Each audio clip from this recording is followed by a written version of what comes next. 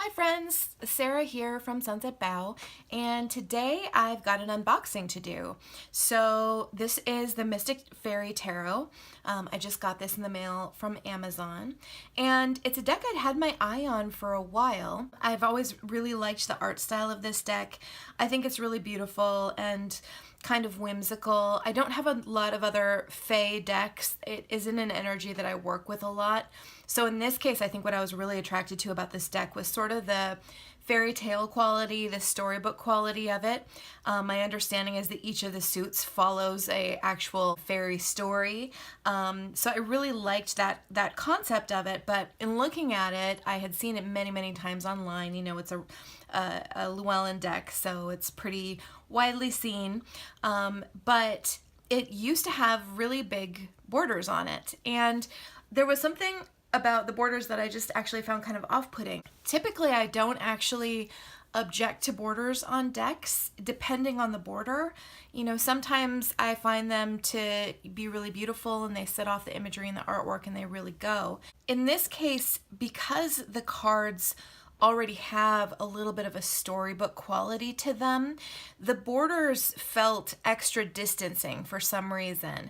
You know, a lot of these paintings remind me of sort of flower fairy images and things like that, and so the borders around them made them feel kind of static, like they're just artwork. And I think with this deck, the trick to it is really to feel like you're actually going into a world as opposed to looking at a series of images as though they're illustrations in a storybook. So when I heard that this deck had actually come out in a borderless edition, that was the moment that I knew I needed to pull the trigger on buying it. And I heard about that from Lisa on Supportive Tarot. As soon as I heard that, I was like, oh my god, I have to go buy this finally, if it's now that it's available in borderless. And they did some other improvements to it as well. You know, with the Llewellyn decks, it's now available in the newer Llewellyn box that has the nice magnetic flap on the side and everything. So it seemed like just a combination of factors that made me decide that I really wanted to buy it now. So my understanding is that obviously the older versions of the deck are still out there in certain shops, certain stores, so you kind of need to check out on the Llewellyn website what the ISBN number is for the current edition of the deck that has the borderless cards and the newer box before you go order it online, just, you know, to make sure that you're getting the one that you expect if you really do want the borderless edition. But I did check on that, and the one that's available on Amazon right now is the newer box, newer borderless edition. So I went ahead and I ordered that, and I'm so excited that I got it. So I'm gonna go ahead and open it up. So the artwork on this is by Linda Ravenscroft. Again, very beautiful fairy themed artwork, and the book is by Barbara Moore, and my understanding is that the book is still the same as it was in the older edition. So you know, it's no changes to the book that anyone needs to worry about. Again, this is from my understanding from what I have heard. I don't have a copy of the book to compare to the older edition, but like I said, from what I've heard, it's the same book as was in the older edition. So again, this newer edition comes in the newer, nicer Llewellyn boxes that have the magnetic flap on the side. My understanding was that the older edition came in those older Llewellyn boxes that are just sort of a large tuck box, basically, with a slot for the book and a slot for the cards, and they're just floppy and crumply and not a great thing to store decks in. But I love these newer Llewellyn boxes. They're really nice and sturdy. They have the magnetic flap on the side holding it shut, and then when you open it up, it's such a pretty package, and they always have a ribbon to pull out the deck and the book. So we'll start with the book. So here is A Guide to the Mystic Faerie Tarot by Barbara Moore. Now my understanding with this deck is that it is also available in a deck-only package. You can buy either the package that contains the deck and the book, or you can buy the package that contains the deck by itself. Now, I'm not sure about those currently available decks that are sold on their own, whether or not they're the newer borderless edition or the older bordered edition. So that one I can't really speak to. I'm really not sure. You'd probably have to go to Llewellyn to get answers on that as to whether or not they are selling the current borderless edition as a separate deck without the book. Now in this case, for me in general, I always like to have the book that goes along with the deck. I just prefer, if a book exists, to have it so that I can know what the artist intended when they created the particular images, and just have a little bit better understanding of sort of what their thought process was going into the images in the deck. So I would have bought the edition with the book regardless, but this book in particular, first of all, it's by Barbara Moore, who obviously very, very well-known tarot author and kind of mistress of all things tarot at Llewellyn. But also, this deck has a little bit of a difference from what I understand in the way that it handles the minors. Each of the individual suits tells a particular story, and the book here actually gives the story for each one of those suits. So it sort of tells you what's going on in the card as far as the story, and then gives you the information about what the card actually means. So it's a little bit different from a normal deck. So in this case, I did feel that it was pretty important to have the book that goes along with the deck. So this particular book is 270, it's around 280 pages long. Gives you some sort of general information about tarot. And then it just goes directly into the cards, and it gives you just a black and white image of each of the cards with a couple of pages explaining the image and what it all represents, and then the actual message of the card itself. It looks like these cards don't have reversed meanings. This does not bother me at all because I don't read reversals, but if that is something that's important to you, it may be something to be aware of. And then it, after completing, everything about the majors, it goes into the minors. And each of the minors, each of the suits tells a particular story here. So Wands is the grand adventure, is the story that's being told there. Cups is the magic celandine. Swords, the blue rose.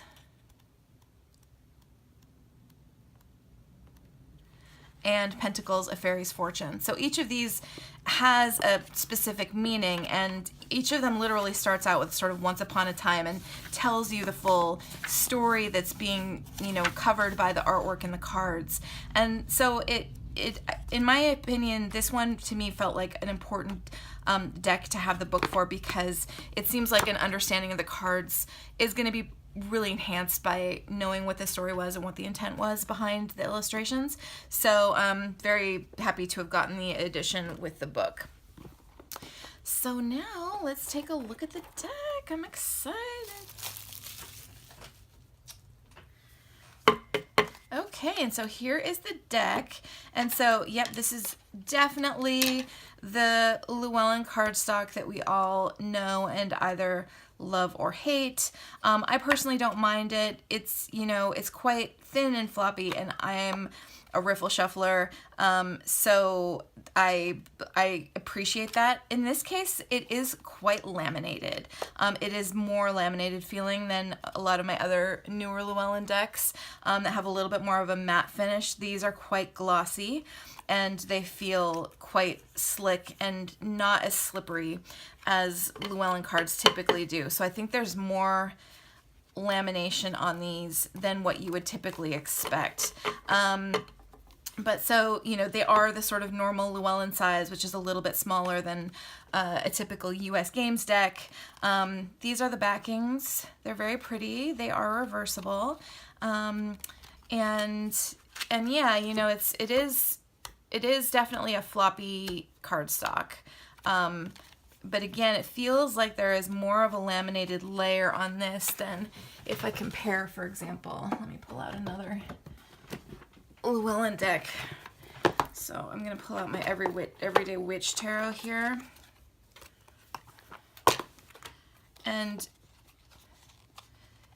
these Mystic Faerie ones feel just a little bit thicker and a little bit glossier. Let me go ahead and grab out my, you can kind of, I think if I hold up the decks next to each other, you can kind of see the difference. This Mystic Faerie deck is a bit thicker than the older Llewellyn decks, like this. Again, this is the Everyday Witch. This feels like it has a thicker layer of lamination on it.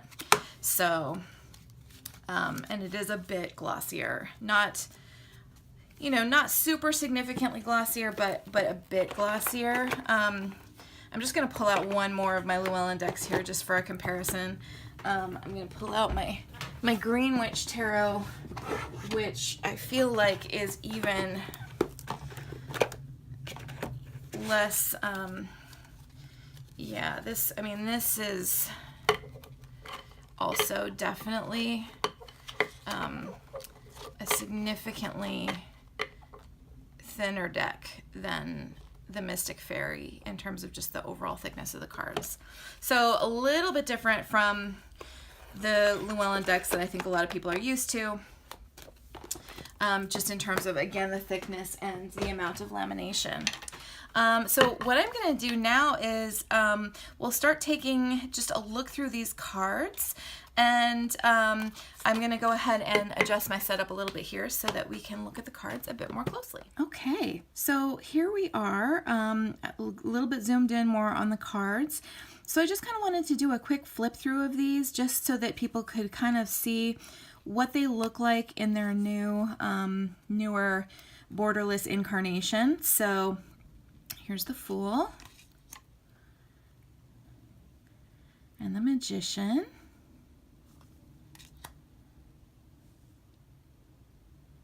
High Priestess, or in this case just the Priestess. The Empress.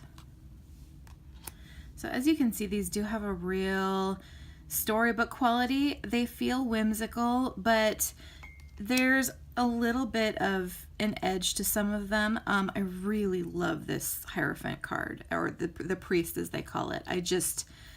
I love this image of the Hierophant. I think that's so cool, how it has a little bit of a Green Man feel to it, and I love that. Here's the Lovers.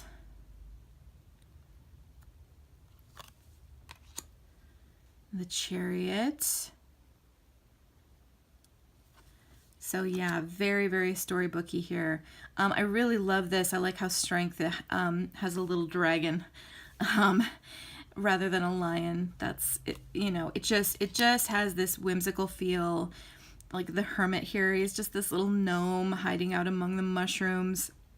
You know, it is very cute, but it doesn't feel completely tamed. You know, it's very sweet, but it doesn't feel Victorian, you know.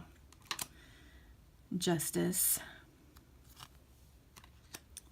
The Hanged Fae.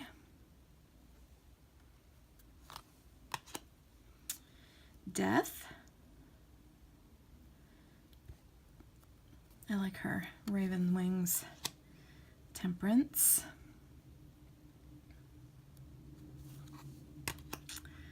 The Devil.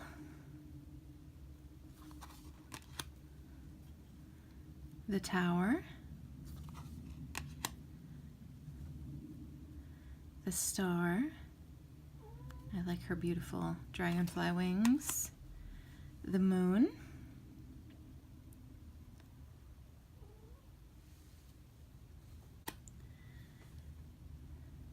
The Sun.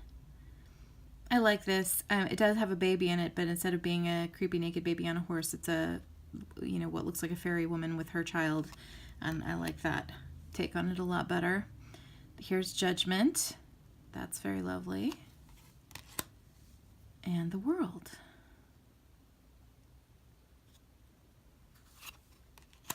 And so now we go into the Wands. And again, you know, each of these has a bit of a story that goes along with it. So they're not completely traditional takes on the cards. And the book explains the story that goes along with each of the suits here.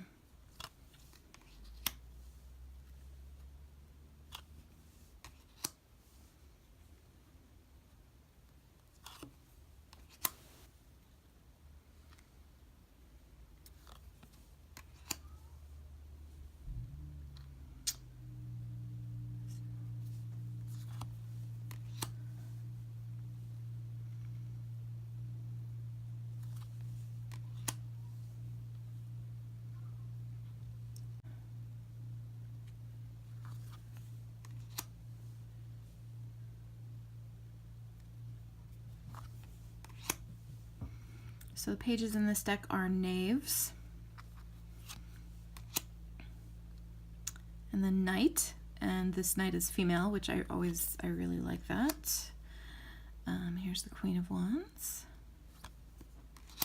and the King. And now we'll go into the cups. Here's the 2,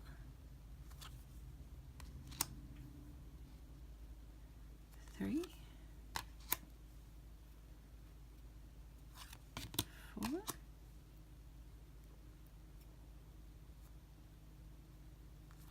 5,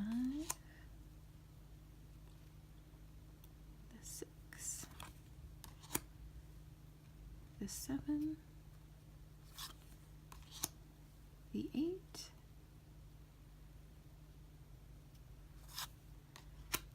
the 9,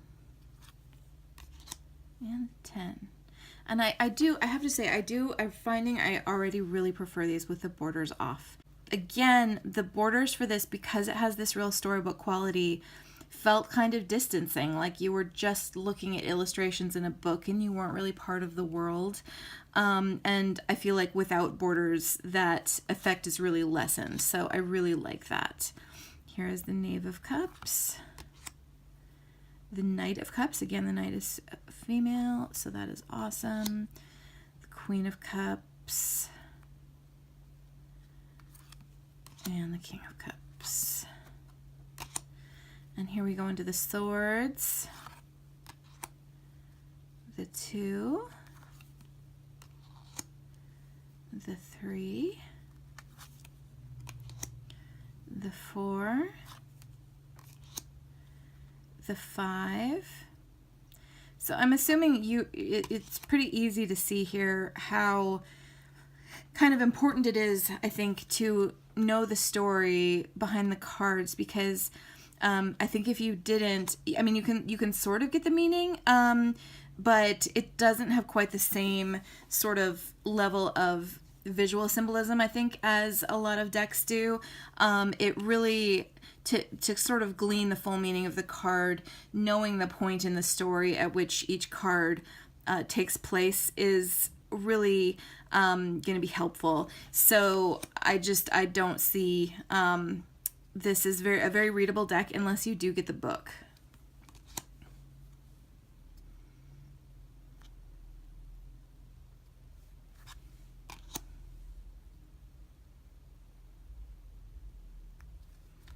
Sad ending to the sword suit.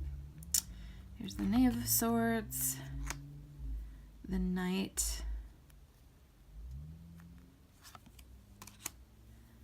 the Queen, and the King. All right, and so here we are on the Pentacles, Ace of Pentacles, the 2 of Pentacles, here's the 3, the 4,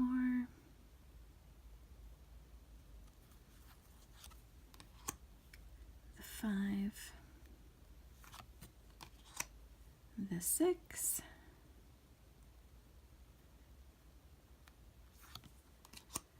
the 7, oops, I'm off camera a little bit here, the 8,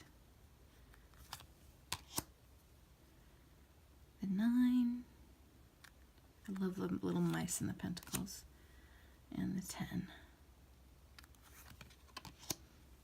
And here is the Knave of Pentacles, the Knight, the Queen, I like all the blackberries in the pentacles too, and the King. So that's the whole deck. You can sort of tell that the cards are inspired by the same meanings, but it's, you know, it's going to be helpful for reading this deck to know that there's a story behind each of the suits and what that story is and what point in the story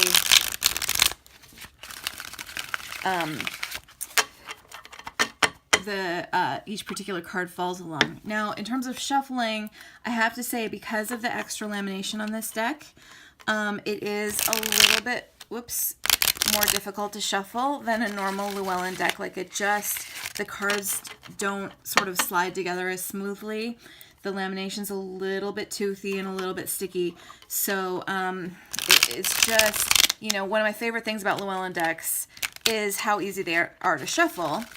And I have to say that, again, though these feel like they might be a little more durable because of the additional lamination, I'm not entirely sure that, you know, they just clearly don't shuffle as easily as other Llewellyn decks do. So that aspect of it is kind of a shame, and I'm going to have to see how the durability is on this deck, you know, over time, if that additional lamination helps. I think if I get out another of my old Llewellyn decks, you can probably see the difference in terms of how easily it shuffles. They're so kind of nice and slippery. So if you're a riffle shuffler like me, like here's my Greenwich Tarot, and it just, you know, it bridges together so easily.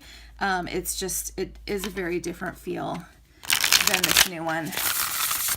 You know, with the new one, shuffling is a little bit slower and, whoops, a little more laborious. Especially, you can see that they kind of stick when I'm bridging them. It's just not as good. So, so that's interesting. There, you know, definitely a big difference there, and it does. You know, again, I know that Llewellyn decks, because those cards from previous decks were so thin, that they didn't have quite the durability level, but boy, I really love the shuffle, and so there's a little bit of a trade-off on this new one. So anyway, so yeah, so that's the Mystic Faerie Tarot. Again, this is by Linda Ravenscroft and Barbara Moore. And here's the box again, and yeah, it's a really beautiful deck. Like I said, I've had my eye on it for a while, and I was super excited that it came out in a borderless edition. So it's going to be fun getting to know this one. So anyway, thanks so much for watching. Have a good one. Bye bye.